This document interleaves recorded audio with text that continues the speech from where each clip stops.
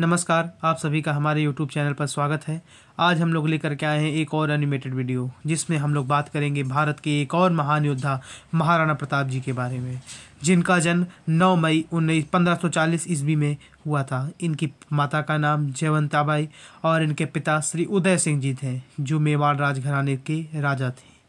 यह तो इनका प्रारंभिक परिचय हो गया। इनका प्रारंभिक जीवन चित्तौड़ में व्यतीत हुआ। चित्तौड़ में व्यतीत होते समय इन्होंने अपनी विलक्षण प्रतिभा से अपनी संपूर्ण राज्य की जनता को अपने से प्रेम करने पर विवश कर दिया। 17 साल की मात्र उम्र में इनका विवाह अजब्दे बाई से हो गया। उसके बाद इनका आगे का जीवन युद्धों में व्यतीत होता रहा। इसी समय 1567 में अकबर ने चित्तौड़ पर हमला कर दिया। इस हमले में उदय सिंह जी को उनके सामंतों के कहने पर उन्होंने किला छोड़ दिया। उसके बाद होता है चित्तौड़ का साका। इस साके में बहुत से लोग कुर्बान होते हैं। चित्तौड़ का दूसरा जौहर भी अभी होता है। अकबर से इस चीज़ का बदला लेने की में ख्याल महाराणा के मन में हमेशा से गूंजता रहा कि किस प्रकार वो अपना चित्तौड़ दुर्ग वापस लें। इसी की कड़ी में सन 1576 ईस्वी में हल्दी घाटी के मैदान पर दोनों सेनाएं आमने सामने होने वाली होती हैं। उससे पहले कुछ मार्मिक दृश्य, किस प्रकार जौहर कुंड में तमाम राजपूतानियां, तमाम देश की नारियां कूद पड़ी थीं और अपने स्वाभिमान की रक्षा की थी।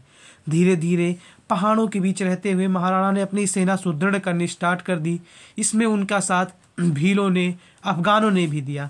इसी बीच महाराणा उदय सिंह जी का मृत्यु भी हो जाता है। गोकुंडा में फरवरी 1572 ईस्वी में महाराणा उदय सिंह जी का मृत्यु हो जाता है। इसके बाद महाराजा बनते हैं महाराणा प्रताप। उन्हें साथ देने के लिए अफगान के साथ साथ भील भाई भी आते हैं।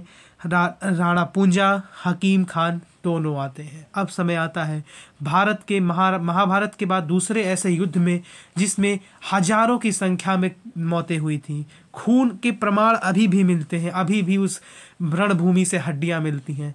अकबर ऐसा धूर्त, उसने राजपूत राजाओं में फूट डाला। भारत में ही संधि के तरह तरह के प्रलोभन देकर के समस्त राजाओं को अपने तरफ कर लिया, लेकिन महाराणा का किला, महाराणा के स्वाभिमान को वह झुका नहीं पाया। अब समय आता है एक विशाल युद्ध का, जिसकी गवाही इतिहास देता है, इतिहास देता रहेगा। महाराणा की सेना में मात्र गिने चुने सैनिक और सामने अकबर की पूरी सेना। आप इमेजिन कर सकते हैं, एक तरफ 1 लाख की सेना, 10-15 हज़ार की सेना, और एक तरफ कहाँ 2000 की सेना। दोनों तरफ से युद्ध के उद्घोष हो चुका है। अकबर की सेना का सेनापति होता है मान सिंह, राजा मान सिंह।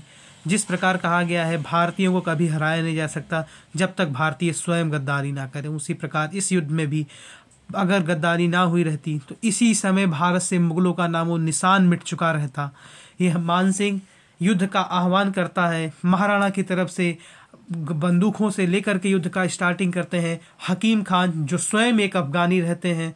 और इससे एक और भ्रांति टूटती है कि इस समय हिंदू और मुस्लिम का कोई भारत में भेद था।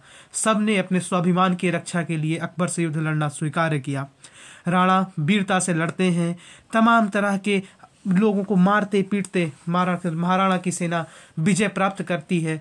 महाराणा की सेना आगे बढ़ती है। इसमें मेन योगदान रहता है भीलों का। इसमें भी राणा पूंजा, जिनके कहा जाता है अभी भी मेवाड़ की स्वतंत्रता के लिए वहाँ के भील अभी भी कुछ ऐसे व्रत लेकर के चलते हैं, अभी भी कुछ ऐसे काम करते हैं जो उनके मन को अभी भी ये ऐसा नहीं मानते हैं कि हमारे राणा की जब तक पूरी इच्छा नहीं पूरी हो जाती तब तक हम लोग अपने आभूषण नहीं ग्रहण करेंगे। ऐसे चीज़ें चलती हैं।